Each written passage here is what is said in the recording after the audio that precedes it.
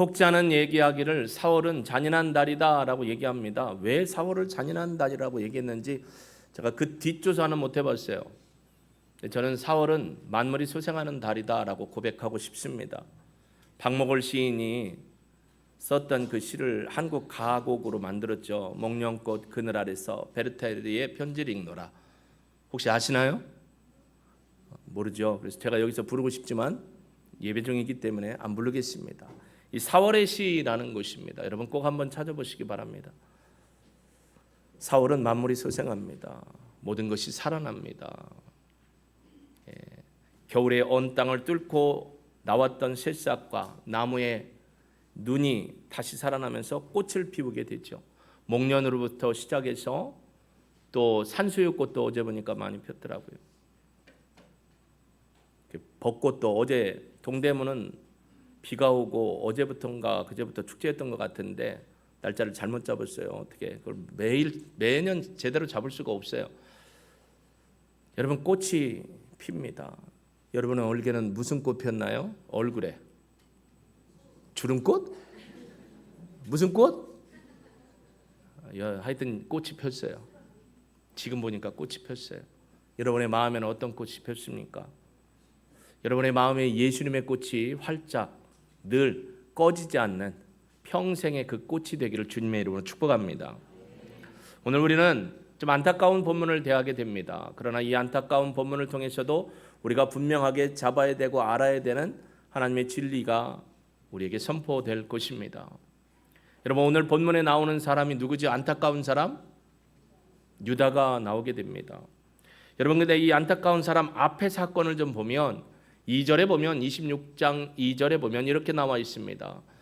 여러분 성경책을 보는 게 빠를 겁니다. 제발 성경책 좀 갖고 다니시고요. 2절입니다. 같이 읽습니다.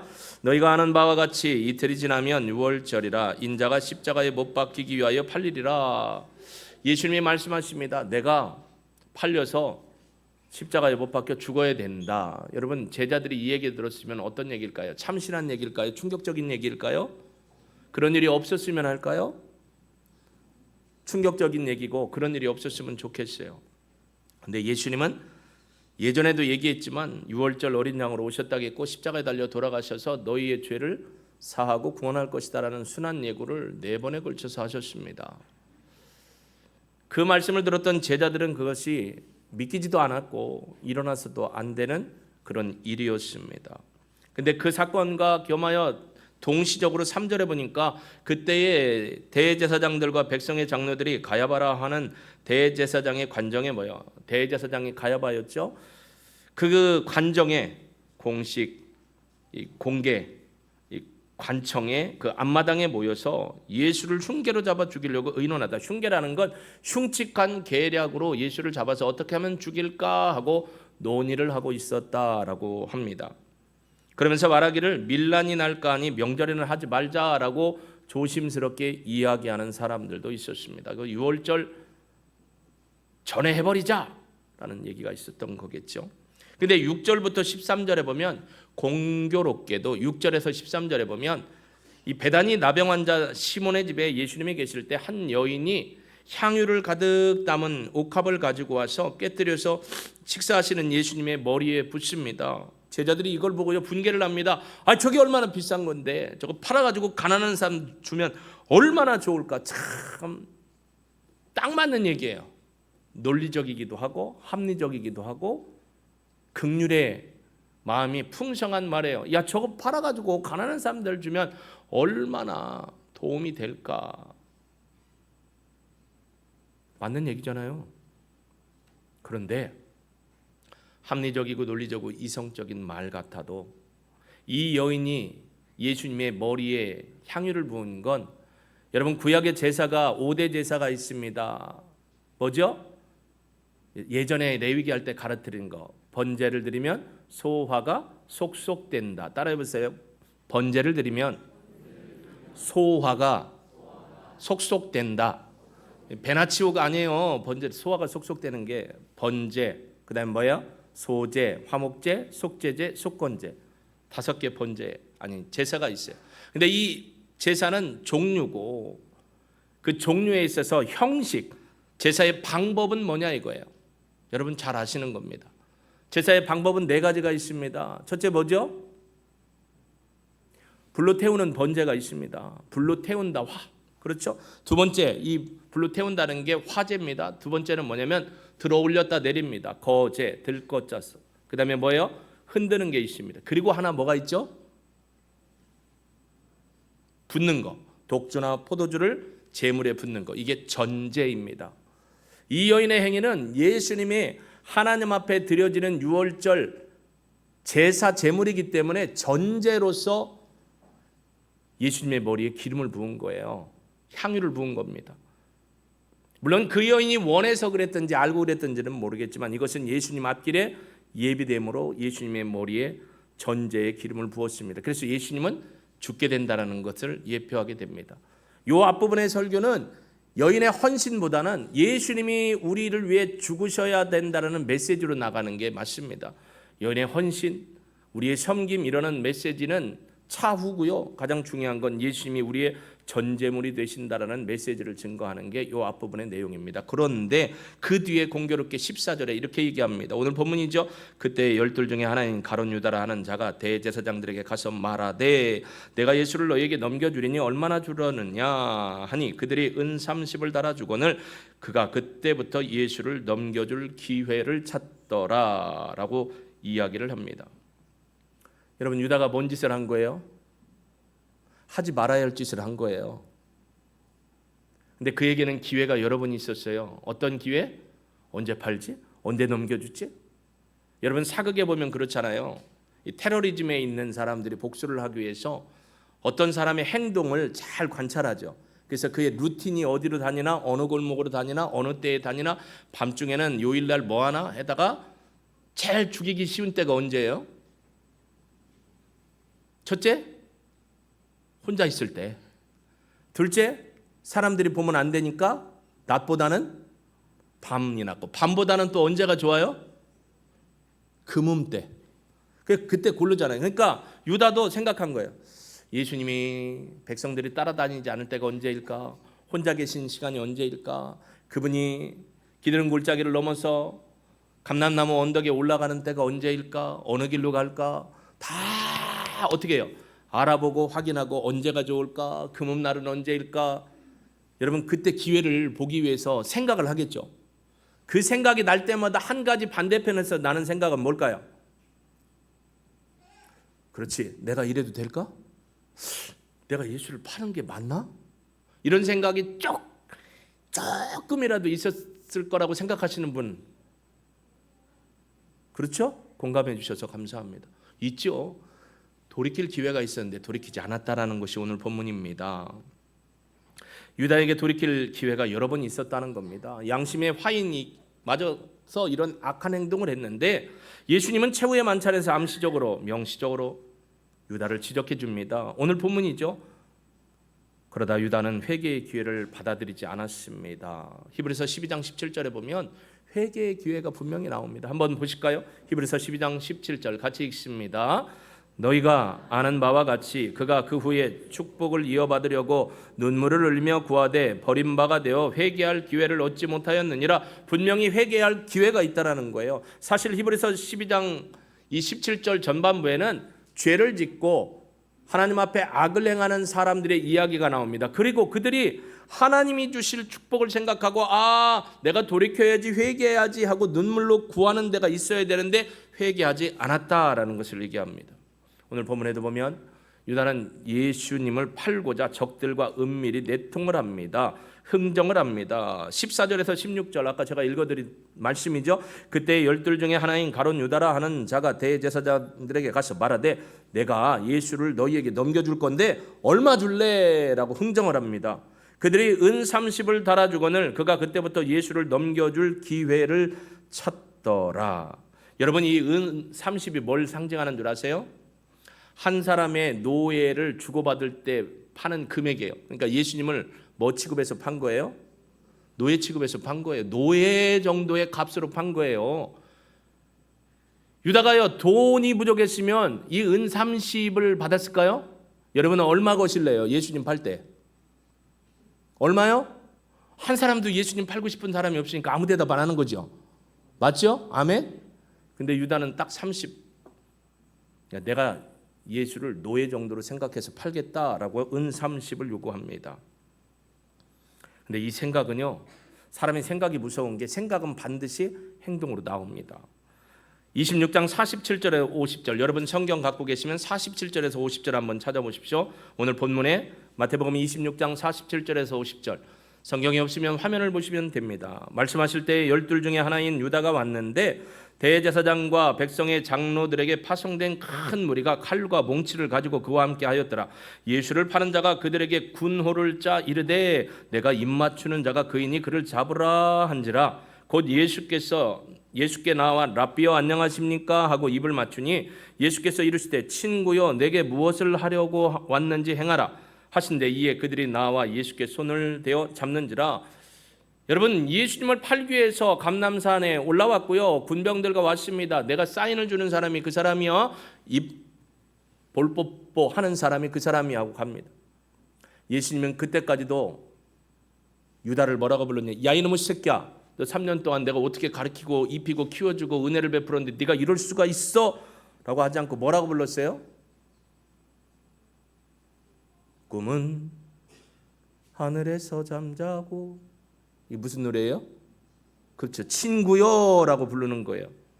친구여, 네가 무엇을 하려고 왔는지 해라. 주님은 하나님의 뜻을 그대로 받듭니다. 악한 흥정과 계획을 했고요, 실행에 옮깁니다. 그래서 요한복음 17장 21절에 보면 유다를 향해 뭐라고 표현하냐면 이렇게 표현합니다. 내가 그들과 함께 있을 때에 내게 주신 아버지의 이름으로 그들을 보존하고 지키었나이다. 그 중에 하나도 멸망하지 않기 바랍니다. 그러나 다만 멸망의 자식뿐이오니 이는 성경을 응하게 하려 합니다. 유다를 뭐라고 부르냐면 멸망의 자식입니다. 성경의 예언대로 그대로 됩니다 라고 얘기합니다. 예수님을 판 유다는 멸망의 자식이 되었습니다. 멸망의 자식이 되었다는 건 요한복음 6장 70절에 나와 있는 것 마귀의 자식입니다. 마귀라는 겁니다. 한번 같이 읽어볼까요? 예수께서 대답하시되 내가 너희 12를 택하지 아니하였느냐? 그러나 너희 중에 한 사람은 마귀니라. 마귀에게 사로잡혀서 그의 생각도 삶도 행동도 마귀의 노릇을 하고 있는 것입니다. 여러분, 왜 유다가 예수님을 십자가에 달리도록 팔았을까요? 물론 유대인들에게 넘겼고 유다인들은 누구에게 넘겨요? 이방인 헤롯의 군사에 넘겼고 이방인에 의해 죽음을 가게 됩니다. 물론 이것은 구약의 예언이죠. 근데 왜 유다가 예수님을 은 30에 은 빼고 왜 예수님을 팔았을까에 대한 생각을 좀 해보시기 바랍니다. 왜 팔았을까요? 돈이 궁색한 건 아니었어요. 분명히. 왜 팔았을까요? 생각해 보십시오. 자, 그 질문 앞에 한 번 더 질문을 드립니다. 가이사랴 빌립보에서요, 예수님이 제자들과 함께 전도 여행을 가시다가 그 가이사랴 빌립보는 뭐예요? 황제의 신상이 있는 곳입니다. 황제를 숭배하는 곳입니다. 다 그렇지만 근데 제자들에게 그럽니다. 얘들아, 세상 사람들이 나를 누구라고 하대? 모세라고도 하고요, 엘리야라고도 하고요, 침례 요한이 다시 살아왔다라고 얘기하고 그러던데요. 그럼 너희는 나를 누구라 하느냐? 괜찮아, 너는 예수님을 누구라고 표현하지? 주는 그리스도시요 살아계신 하나님의 아들이십니다. 누가 고백한 거예요? 베드로가 고백한 거예요. 자, 베드로가 고백을 했는데 예수님이 아이고 베드로 짱짱짱 킹짱이네라고 하지 않았어요. 이 안에 계신 성령께서 행하신 것이다. 할렐루야. 그러면 나머지 11제자는 그때 베드로와 같은 고백을 했을까요? 안 했을까요? 생각해 보셨나요? 속으로 주는 그리스도요 살아계신 하나님의 아들이십니다 했을까요? 마음으로? 아니면 같이 했을까요? 유다는 어땠을까요? 유다는 했을 수도 있고 안 했을 수도 있어요. 했었을 수도 있고요, 안 했을 수도 있고요. 근데 했었을 것 같아요. 분위기에서 그랬든지. 그런데요, 그런 고백을 온전히 하지 않고 과거의 고백만으로 살아가지 않고 베드로는요, 그 고백을 날마다 간직했어요. 여러분, 베드로나 유다나 엎어치나 매치나 여러분 돈가스를 붙이고 전을 붙일 때 엎어치고 매치지 한쪽만 하진 않잖아요. 베드로나 유다는 똑같이 뭐예요? 예수님을 부인했습니다. 유다는 30조고 팔아먹었고 베드로는 No, no, no, never, never, never. 나 그 양반 몰라요. 나 그 양반과 한패 아니에요. 나 도저히 모르는데요. 저주까지 했어요.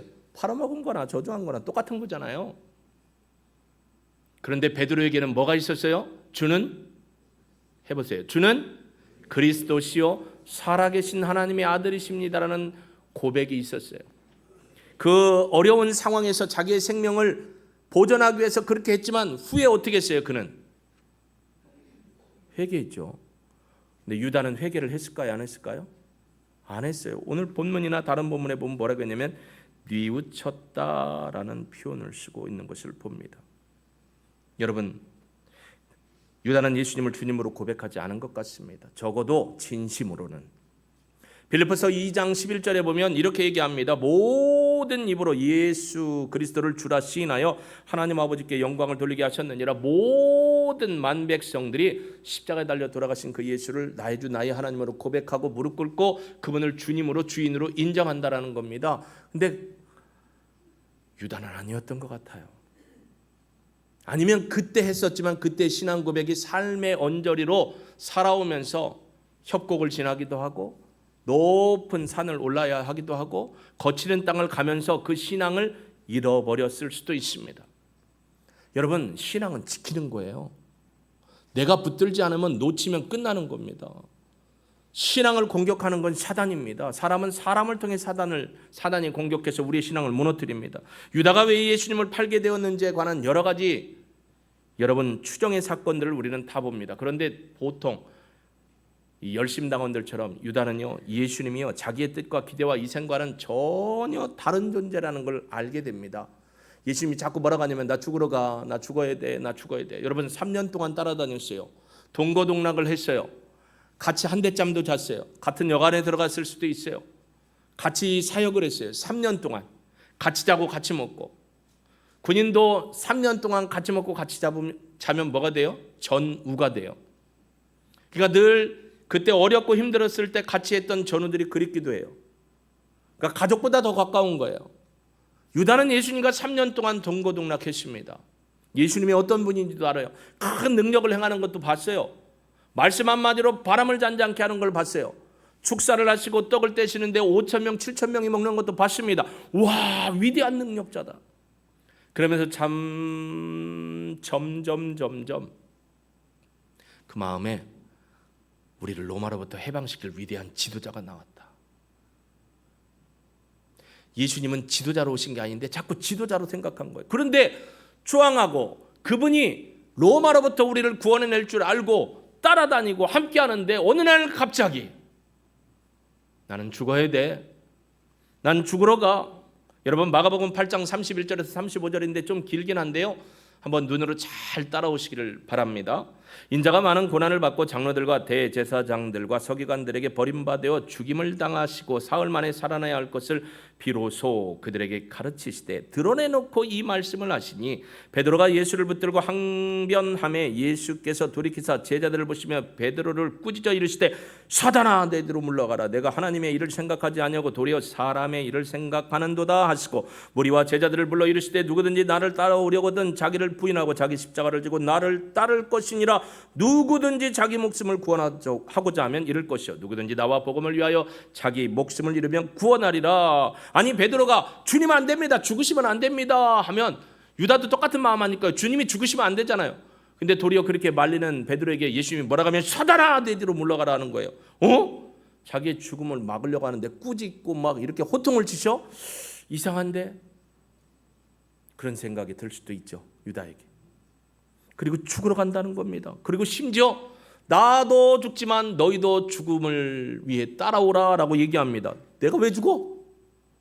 이런 거죠. 내가 왜 죽어야 돼?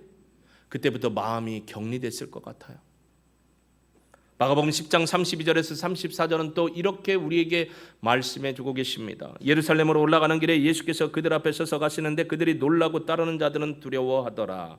이에 다시 12 제자를 데리시고 자기가 당할 일을 말씀하여 이르시되 봐라, 우리가 예루살렘에 올라가느니 인자가 대제사장들과 서기관들에게 넘겨짐에 그들이 죽이기로 결의하고 이방인에게로 넘겨주겠고 그들은 능욕하며 침뱉으며 채찍질하고 죽일 것이나 그는 3일 만에 살아나리라 하시니라. 누구 얘기예요? 예수님이 자기의 얘기한 거예요. 근데 여기에 제자들이 듣습니다. 죽으러 간다. 난 그들이 나를 죽일 것이다. 대제사장들과 서기관들과 그들이 장로들이 나를 죽일 것이다. 그래서 아마 그들에게 가서 은 30을 주고 팔은 것 같아요. 여러분, 3일 만에 살아난다는 얘기는 안 들려요. 부활이라는 걸 그때 당시에 경험도 해보지 못했고, 그렇죠? 그러니까 믿음이 없고 알미 없으니까 믿음이 없죠. 그러니까 부활한다는 얘기는 도통 믿기지가 않아요. 근데 죽는다는 얘기는 확 들어와요. 그럼 왜 죽어야 되는데? 그냥 우리의 지도자가 되면 좋은데. 유다의 마음에 틈이 생겼습니다. 저런 사람을 내가 왜 따라가야 돼? 여러분 한번 생각해 보세요. 예수님이 광화문에 오셨다면 어떤 일이 있었을까요? 여러분 예수님을 구원자로 믿을 거예요? 정치 지도자로 밀고 갈 거예요? 예수님이 국회의사당 앞에 있었으면 여러분은 어떻게 믿었을 거예요? 아마 예수님을 이용해서 여러분의 생각과 이득을 추구하려고 하지 않을까요? 예수님은 하든 그런 데 관심이 없어요. 하나님의 나라와 의를 세우는 데만 관심이 있습니다. 3년 동안 채찍근으로 동고동락하고 따라다녔던 유다는 자기의 정체성이 없었습니다. 자신이 따르는 예수님이 주님이고 하나님의 아들이라는 정체성을 잃어버립니다. 고백을 했었든지 안 했든지 고백을 했었어도 과거의 고백이지 현재의 고백이 아닌 거예요. 여러분의 처음 예수님을 만났을 때 고백이 뭐였죠? 주님, 저는 죄인입니다 라고 고백했죠. 그리고 나를 구원해 주셔서 감사합니다. 저는 모태신앙이라고 늘 얘기했습니다. 고등학교 2학년 철야 예배 때 예수님을 만나고 정말 기도를 하는데 제 머릿속에 제 생각으로 생각해낼 수 있는 모든 죄들이 다 지나갔어요. 엄청나게 울었어요. 그리고 목사님을 통해서 예수님을 고백하고 구원받았습니다. 근데 그 고백이 지금도 여러분에게 그 고백으로 다가오냐 이거예요. 내가 처음 주를 만났을 때, 여러분이 주님 처음 만났을 때 어떤 고백을 하셨어요? 근데 지금 그 고백이 유효합니까? 더 강해졌습니까? 아니면 시세의 풍파에 그럴 수도 있고 아닐 수도 있습니까? 유다는요 자기 정체성을 몰랐습니다. 예수님에 대한 정체성도 몰랐습니다. 가룟 유다는 자신만의 예수님의 상을 만들었어요. 정치 지도자, 메시아, 구원할 사람, 로마 정부를 깨뜨리고 우리를 구원할 위대한 지도자다라고 자기 상을 만들었어요. 그는 예수님을 주님으로 인정하지 않은 겁니다. 죄를 사하시고 우리를 구원하시는 주님으로 인정하지 않은 겁니다. 자기의 기대와 이상을 투영한 우상으로 만든 거예요. 여러분 혹시 예수님을 우상으로 만들어 놓고 예수님을 우리 자녀의 출세의 도구로, 여러분의 사업의 번성의 도구로 예수님을 사용하려고 하는 우상화시키는 게 있다면 예수의 이름으로 끊어버리기를 주님의 이름으로 축복합니다. 예수님을 나의 주 나의 하나님으로 믿고 따라가시기를 소망합니다. 예수님이 자신의 정체와 사역을 드러내셨을 때 당황했어요. 어떻게 그런 일이 있을 수 있어? 내가 당신을 어떻게 따라다녔는데, 내가 당신을 위해서 얼마나 희생했는데, 우리 가족도 떠나고 내가 좋은 집에서 잘 수 있는데 한 대짬 자고 노숙하고 이러면서 따라왔는데 당신이 우리에게 베풀어준 이 3년의 열매가 죽음이야? 그리고 나도 죽으러 따라오라고? 라는 마음이 유다의 마음이 아니었을까? 혹시 이런 마음이 저에게나 여러분에게 있지 않을까요? 처음 예수님 믿었던 신앙의 고백을 놓치고 있지는 않습니까? 유다가 판 것은 예수님이 아닙니다. 누구를 팔았어요? 누구를 팔았어요? 자기 자신을 은 30에 판 거예요. 자신의 제자됨을 판 거예요. 하나님의 자녀인 걸 팔아버린 겁니다. 뒤늦게 뉘우칩니다. 그러나 제사장과 장로들을 찾아가서 돈을 주면서 그럽니다. 나 이거 돌릴래, 물릴래, 돈 줄게. 그들이 뭐예요? 거부합니다. 결국 믿음도 돈도 생명도 잃어버립니다. 마태복음 27장 3절에서 5절입니다. 이건 같이 한번 읽어보시기 바랍니다. 마태복음 27장 3절로 5절 같이 읽습니다. 시작. 그때 예수를 판 유다가 그의 정죄됨을 보고 스스로 뉘우쳐 그 은 30을 대제사장들과 장로들에게 도로 갖다 주며 이르되 내가 무죄한 피를 팔고 죄를 범하였도다 하니 그들이 이르되 이것이 우리에게 무슨 상관이냐 네가 당해라 하거늘 유다가 은을 성수에 던져 놓고 물러가서 스스로 목매어 죽으니라. 여러분 화면을 보십시오. 유다는 뉘우쳤어요. 베드로는 3번 부인했지만 회개하고 돌아왔습니다. 회개와 뉘우침은 다릅니다. 먼저 뉘우침이라는 걸 보시면 어떤 의미입니까? 뉘우침은요, 지나간 일에 대해서 감정적으로 후회하고 생각의 변화에만 그칠 뿐 삶의 방향이 바뀌지를 않아요. 태도가 바뀌지를 않아요. 슈브, 히브리어로 말하면 돌이키지 않아요. 하나님 앞에 돌아가야 되는데. 그런데 이 뉘우침이라는 건 헬라어 단어로 메타멜로마이라는 거예요. 후회하다, 뉘우치다. 삶의 변화가 없는 거야. 생각만 하고 끝나는 거예요. 늘 생각만 하고 끝나는 거예요. 아우 내가 잘못했지. 그럼 잘못했으면 돌이켜서 다음에 안 해야 되는데 또 하는 거예요. 근데 회개는 뭡니까? 회개는 메타노에오라는 겁니다. 이거는요 의지와 생각, 마음까지도 돌이키지만 행동이 따라가는 거예요. 여봐 제발 집구석에서 담배 좀 피지 말고 그만 끊어. 아 여보 내가 미안해 잘못했어. 우리 가족들 생각 못했네. 내가 끊을게. 그리고 베란다에 가서 밤에 몰래 폈어요. 뉘우침의 회개예요? 그렇게 뉘우치고 계신 분 혹시 여기에는 안 계시겠죠? 여보 내가 술을 끊을게. 이놈의 술 때문에 그냥 너무 사람들한테 그냥 못 보이고 식구들한테 그렇고 집이 경제도 안 피는데 맨날 이 비싼 막걸리에 맥주에 포도주에 막 내가 안 먹을게요 여보 해놓고 일주일에 헝 해가지고 왔어요. 이건 회개예요 뉘우침이에요? 여러분 혹시 도박을 하고 계세요?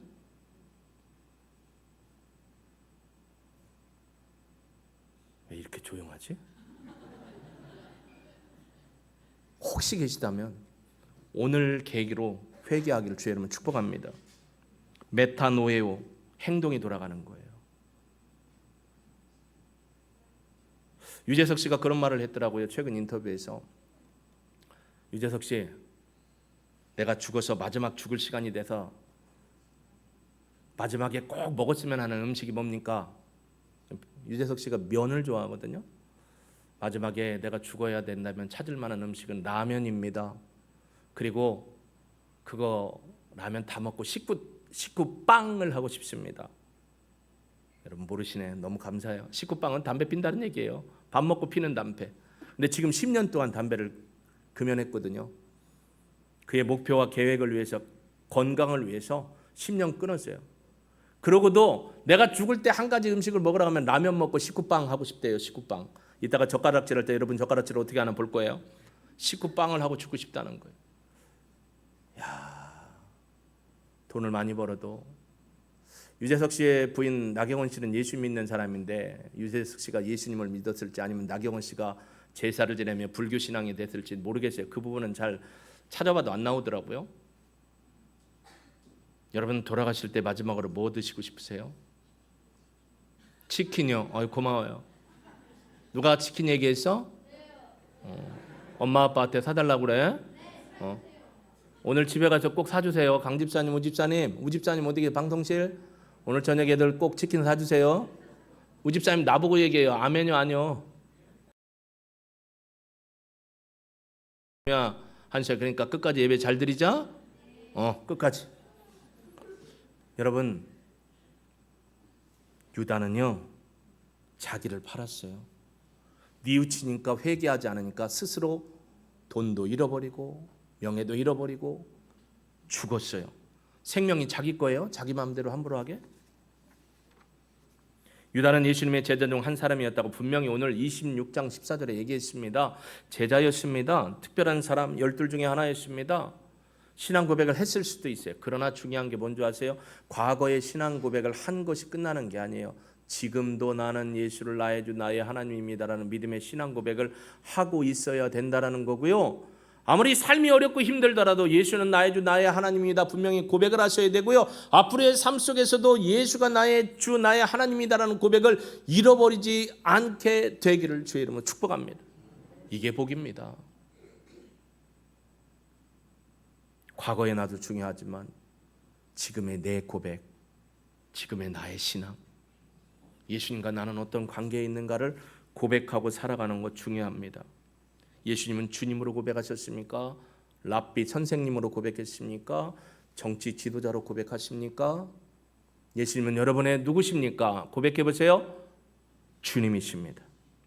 그런데요, 이 신앙 고백을 놓쳐버리면 환난이 오고 어려움이 올 때 나도 유다가 될 수 있다라는 사실을 경계하시기를 주의 이름으로 축복합니다. 혹시 삶의 자리에서 여러분이 예수님을 부인하지 않습니까? 예수 믿는 티를 내지 않습니까? 잠깐 유다가 됐다 돌아오시는 거 말고요, 그러지 마세요. 끝까지 고백하세요.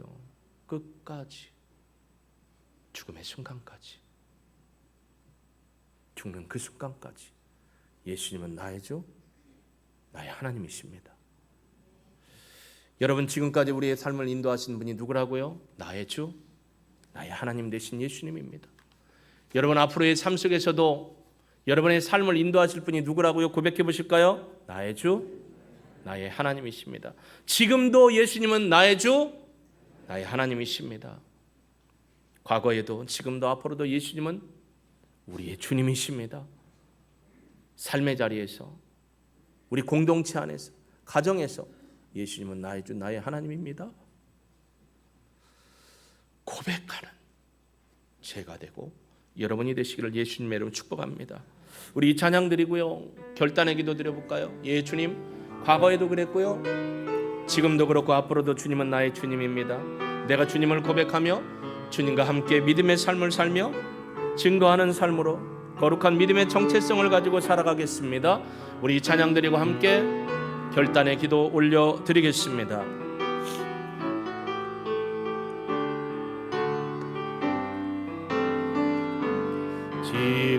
지금까지 에베네셀 여기 임마누엘 앞으로 여호와 이레 나의 가는 길 함께하. 지금까지 에베네셀 고백합니다. 지금까지 에베네셀 예 주님 여기에 여기 임마누엘 앞으로 여호와 이레 나의 가는 길 함께하. 지금까지 에베네셀의 하나님, 지금까지 에베네셀 여기 바로 임마누엘 여기 임마누엘 앞으로 여호와 이레 나의 가는 길 함께하. 세상 소망이 끝나도 주님 바라봅니다. 세상 소망 다 사라져가 주의 사랑은 끝이 없으니 살아가는 이 모든 순간이 주의 힘을 나는 세상 소망 사라져도 주님 바라봅니다. 세상 소망 다 사라져가도 주의 없으니 살아가는 이 모든 순간이 주의 힘을 나는 우리 함께 하나님 앞에 결단의 기도 드립니다. 주님, 주님의 은혜입니다. 주님은 저를 처음 만나 주셨을 때도 나의 주 나의 하나님, 지금까지 살아오는 동안에도 나의 주 나의 하나님, 앞으로 내 평생에 나의 주 나의 하나님이심을 믿습니다. 내 삶의 터전, 가정, 직장, 사회, 교회 안에서 주님은 나의 주 나의 하나님이십니다. 여기 어린 생명들이 있습니다. 이 어린 생명들이 나의 주 나의 하나님이라고 예수님을 고백하며 평생에 살아가고, 연로하신 어른들도 죽음 앞에 당당하게 나는 예수님의 자녀, 예수의 제자, 예수님은 나의 주 나의 하나님으로 고백하는 믿음의 신앙을 절대 포기하지 않겠습니다. 주님, 내가 이런 믿음으로 주님을 바라보며 살겠습니다. 오 하나님 아버지, 늘 고백하며 늘 주를 바라보며 나아갈 것을 결단합니다. 여기 계신 한 분 한 분을 기억하시고, 영상을 통해서 하나님 앞에 부르짖고 있는 우리 사랑하는 지체들을 기억하여 주옵소서. 주여 역사하여 주옵소서.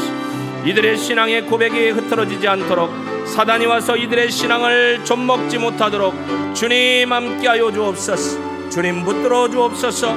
오늘 우리가 주님 앞에 결단함으로 나아가오니 하나님 우리의 기도를 받으시고 하나님의 때에 이루시고 영광 나타내 주옵소서. 예수님의 이름으로 기도합니다. 아멘.